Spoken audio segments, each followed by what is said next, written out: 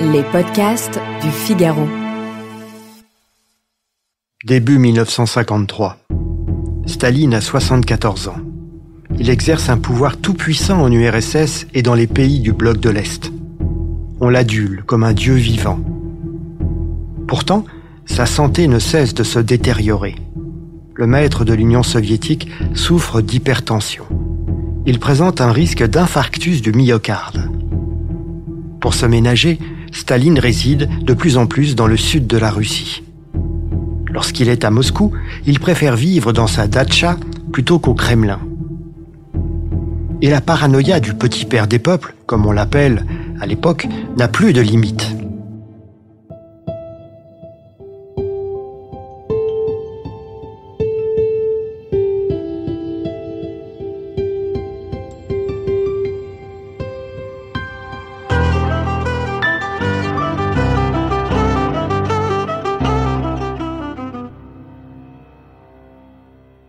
En janvier 1952, son médecin personnel, le professeur Vinogradov, trouve le guide du pays en mauvaise santé. Il le lui dit. Il n'en faut pas plus à Staline pour se convaincre que des médecins sont de mèche avec ses lieutenants pour l'écarter du pouvoir. Le maître de l'URSS fait arrêter de nombreux médecins, souvent juifs, qui soignent les dirigeants soviétiques. Ils sont torturés.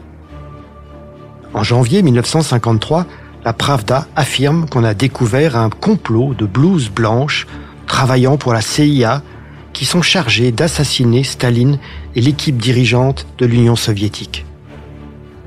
Une vague d'antisémitisme se déclenche dans la société. Mais les lieutenants de Staline, eux, comprennent que l'accusation délirante de la Pravda annonce en réalité une purge. À cette époque, Staline est veuf de longue date. Il a cessé presque toute relation avec ses deux enfants survivants, Svetlana et Vassili.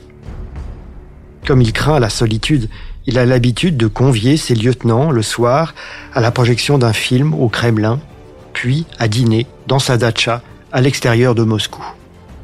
On imagine la tension nerveuse des invités.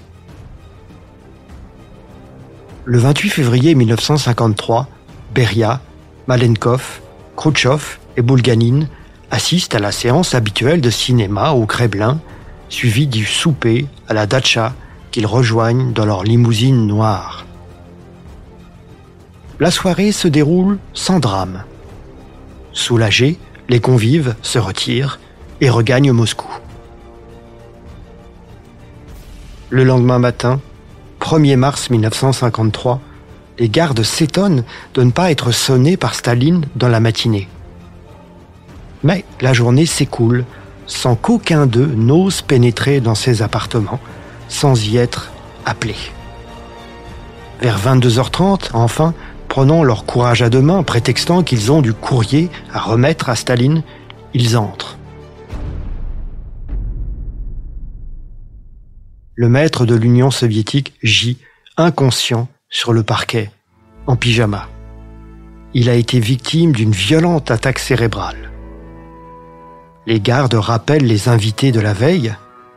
Beria, le chef de la police politique, arrive sans se presser vers 3h du matin, le 2 mars 1953.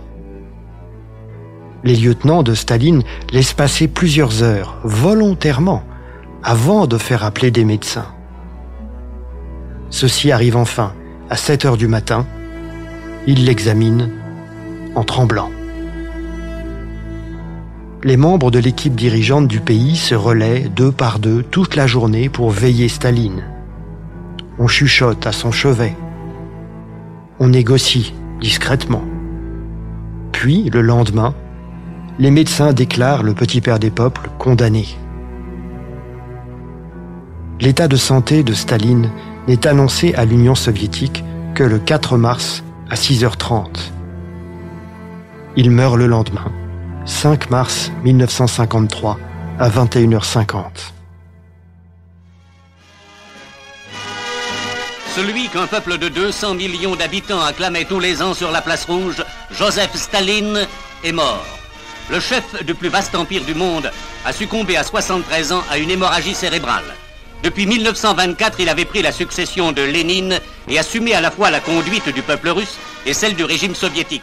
Pendant ces 28 ans, il se montra... L'annonce de la mort de Staline provoque une émotion planétaire. Son décès est attribué à une hémorragie cérébrale. Le rapport médical antidatera de 24 heures la perte de connaissance du maître du Kremlin pour protéger ses proches.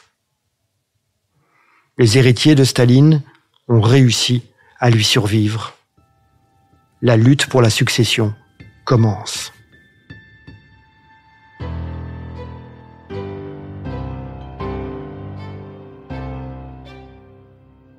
Merci d'avoir écouté ce podcast. Je suis Guillaume Perrault, rédacteur en chef au Figaro. Vous pouvez retrouver ce podcast sur lefigaro.fr et sur toutes les plateformes d'écoute. À bientôt.